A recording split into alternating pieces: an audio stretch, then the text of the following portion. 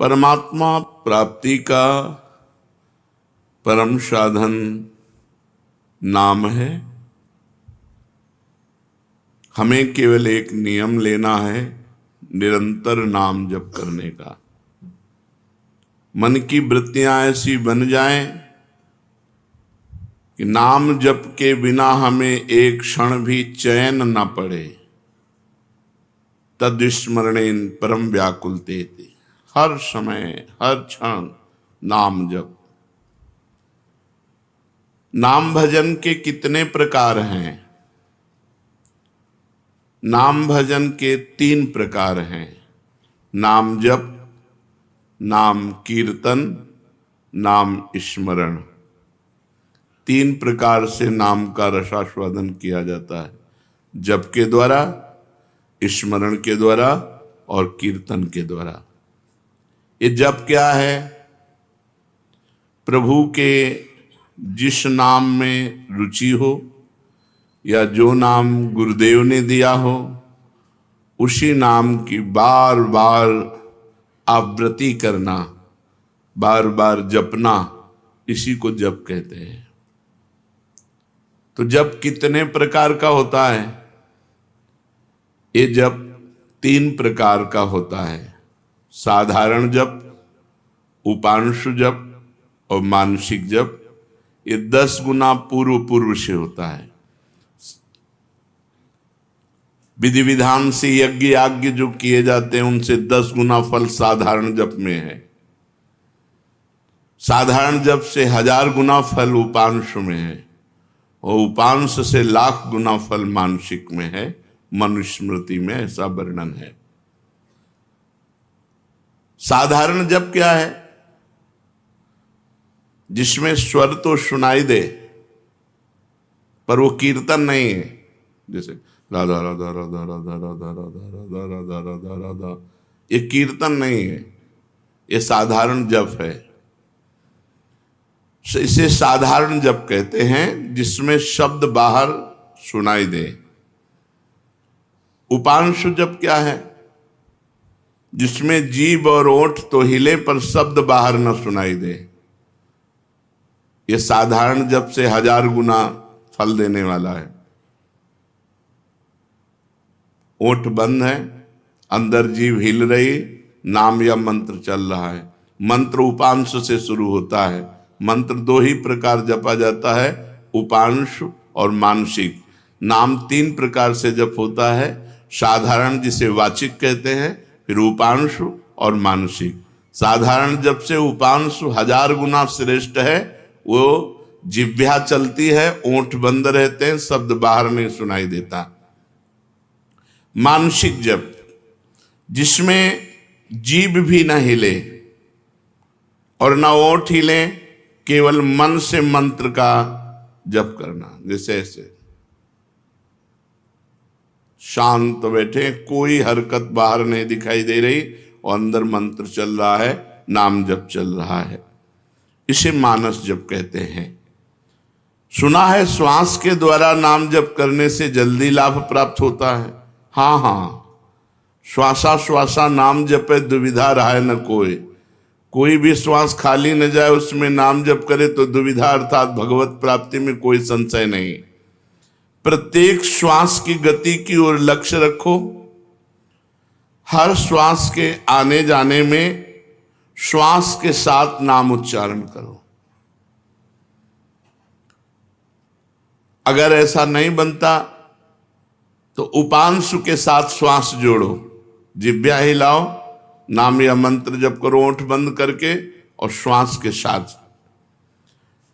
आरंभ में माला काउंटर जो आपको सुविधा पड़े वो ले लो और श्वास श्वास कई कई नाम, कई कई मंत्र ऊपर खींचने पर, छोड़ने पर श्वास प्रश्वास में जप करें। धीरे धीरे मन लगने लगता है, क्योंकि बिना मन के छूट जाएगा श्वास। श्वास की गणना छूट जाएगी। हर श्वास में नाम जप करना है। स्मरण क्या है? स्मरण युक्त जप किसे कहते हैं? स्मरण केवल मन की वृत्ति से होता है।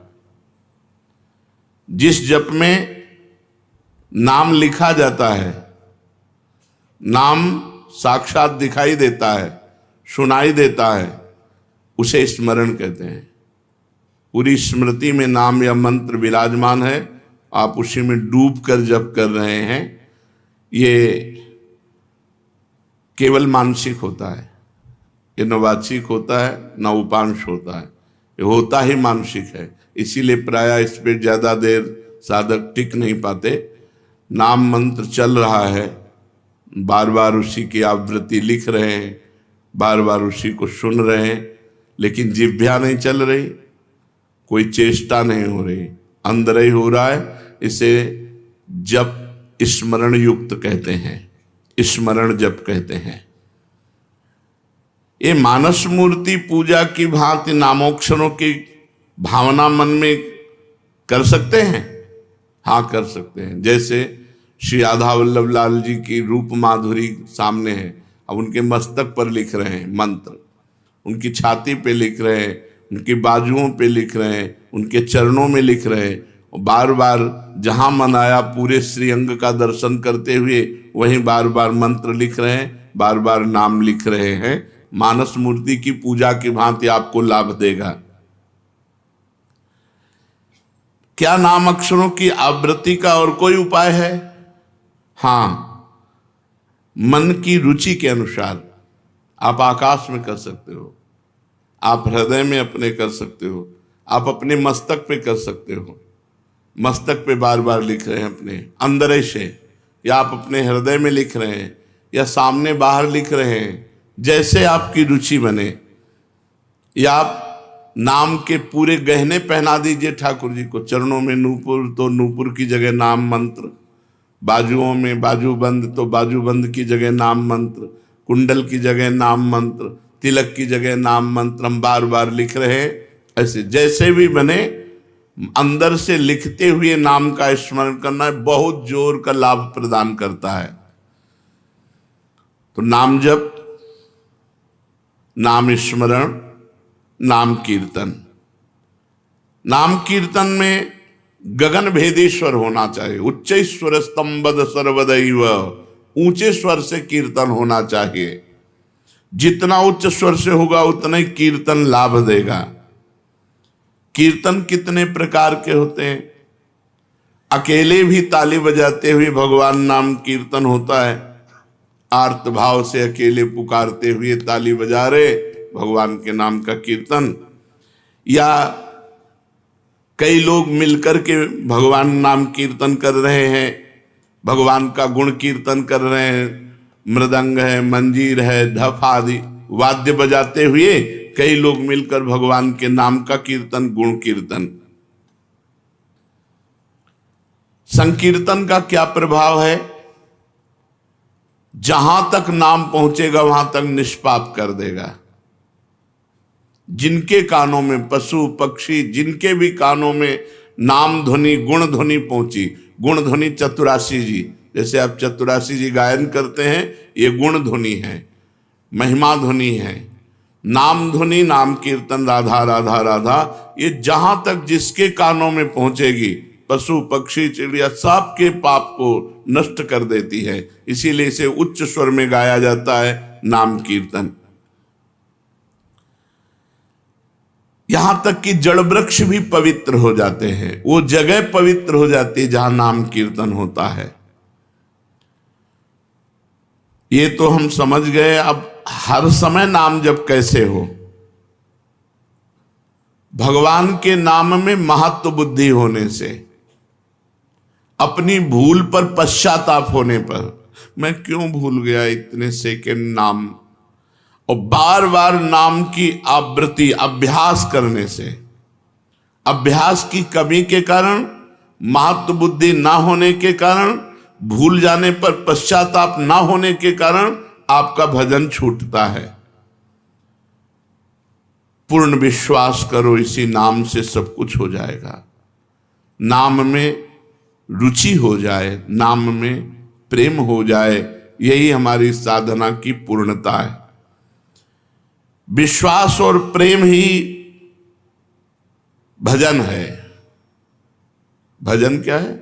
विश्वास और प्रेम, नाम में रुचि और विश्वास है कि इसी नाम जप से सब कुछ हो जाएगा। नाम में ही विश्वास और नाम में ही रुचि, इसे ही भजन कहते हैं। और भजन करते हुए भी यदि भजन में रुचि नहीं हो रही तो 10 नामापराधों में कोई एक अपराध बन रहा है, उससे बचना चाहिए। पहला, संत पुरुषों की निंदा। ये बड़े बड़ों से बन जाता है। जिनको अपनी साधना का गर्व होता है उनसे जरूर बन जाता है अपराध। वो दूसरे को लघु समझते हैं, हे समझते हैं। और जहां साधना इस बात की है कि सबको अपना भगवान मानना है, वासुदेवा सर्वम, सबको भगवान मानना है। मैं सेवक सचराचर रूप स्वामी भगवंत, मैं सेवक हूँ, चराचर जगत मेरा भगवान है। लेकिन अपराध तभी बनता है जब अपने को बड़ा भजनानंदी, बड़ा साधक, बड़ा तपस्वी, बड़ा संत मान लेते हैं तो फिर अपराध बनने लगता है। या हम किसी संत में दोष दर्शन करते हैं तो अपराध बनने लगता है। देखो, एक संतों की स्थिति होती है। कुछ स्थितियां ऐसी संतों की होती जिनको देखकर आपको लगेगा ये पूरे संसारी हैं, लेकिन वो संसारी नहीं है, वो बड़े भागवतिक हैं। हम बाहरी स्थितियों से नहीं समझ सकते हैं।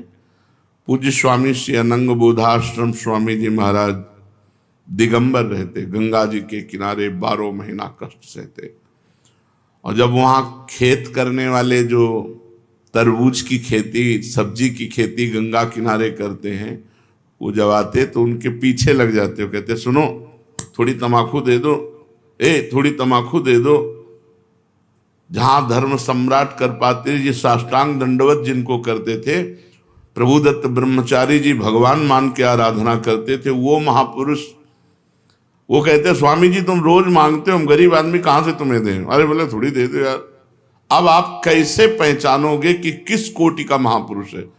अगर आप उनकी इस चेष्टा को देखेंगे तो आपकी अश्रद्धा ना हो जाएगी? यार तमाकू, थोड़ी तमाकू के लिए इनके पीछे ढूंढ। और ऐसे महापुरुष के बड़े बड़े महापुरुष साक्षात चरणों में लौटते। संतों की बाहरी चेष्टाएं कुछ ऐसी हो सकती हैं जो हमारी समझ के परे हों, तो उन्हें केवल नमस्कार करें। पहला नामापराध है संतों की निंदा करना, सत्पुरुषों की निंदा करना। ये नियम ले ले, हमें किसी संत की निंदा नहीं करनी। और संत चाहे 1000 वर्ष से तपस्या कर रहे हो, चाहे आज दीक्षा लिया हो, शालिग्राम भगवान चाहे 100 वर्ष से सेवित हो, चाहे अभी विराजमान हो, वो बराबर होते हैं। जब पारस ने स्पर्श कर दिया तो चाहे 100 वर्ष पुराना सोना हो, चाहे अभी का सोना हो, वो तो सोना सोना ही है। ऐसे ही संत संत है, कभी किसी साधक के प्रति भावना नहीं तो कल का छोरा है। नहीं, वैसे भी सब में भगवान विराजमान है, संपूर्णतया भगवान ही सब, वासुदेवा सर्वम ही। तो फिर संत वेश है तो हमें नमन करना चाहिए, हमारे नेत्र सबको नमन करे। अगर किसी को छोटा मानते हैं तो दोष दर्शन हो जाएगा। सब में भगवान है। तृणादपि सुनीचेन तरोरुषैष्मणा। नाम जापक, नाम कीर्तन करने वाला कैसा होना चाहिए? तृणादपि सुनीचेन। क्यों? क्योंकि अगर ऐसा भाव नहीं तो निंदा किसी न किसी की करेगा और नामापराध, नाम में रुचि नहीं होने देगा, नाम जपने में बाधा पहुंचा देगा। इसलिए सबसे पहला है संत अपराध, भक्त अपराध। भक्तों की निंदा, संतों की अवहेलना ऐसा है कि बड़े से बड़े तप को एक क्षण में नष्ट कर दे। भक्तन निंदा अति बुरी भूल करे जिन कोय, किए सुकृत बहु जन्म के क्षण में डारे खोए। एक क्षण में बहुत जन्मों के पुण्य नष्ट हो जाएंगे, एक जन्म की कौन बात कहे। इसलिए डरो, भक्तन के अपराध से डरपत रहो। ध्रुवदास जी ने कहा है शांत। कोई आके गाली दे जाए, 1-2 थप्पड़ भी मार जाए तो राधे राधे, हमारे भगवान हमारी परीक्षा ले रहे हैं, हमारे भगवान आकर के हम पर कृपा कर रहे हैं। यही भाव रखो। तृणादपि शुनिचेन, मैं भी तो संत हूं, नहीं मैं नीच हूं, मैं अधम हूं और सब संत हैं, सब भगवान के स्वरूप हैं। ऐसा मानने वाले से कभी अपराध ही नहीं बनता। अपराध बनता है जब गुणाभिमान होता है, अपने में गुणाभिमान होता है, तब दूसरों में दोष दर्शन होता है। इसलिए यदि नाम में निरंतर प्रगति, उन्नति, रुचि निरंतर जपने की प्राप्त करनी है तो 10 नामापराध से बच जाए। पहला नामापराध संत पुरुषों की निंदा, इससे ये बहुत खतरनाक है। विश्व में हर अपराध क्षमा करने के उपाय हैं, लेकिन वैष्णव द्रोह, संत निंदा, भक्त निंदा का उपाय नहीं। होत वज्र की लीक, इसे वही भक्त क्षमा कर दे तो बात अलग है जिससे आप अपराध किए हो, अन्यथा भगवान भी क्षमा नहीं करते। जब दुर्वासा जी भगवान के पास गए तो श्री भगवान ने कहा, अहम भक्त पराधीनो असुतंत्रो युधिज, मैं परतंत्र हूं, ये सुदर्शन मेरे कहने से नहीं रुकेगा। अगर इसके ताप से मुक्त होना चाहते हो तो अम्बरीश जी के चरण पकड़ो जाकर के।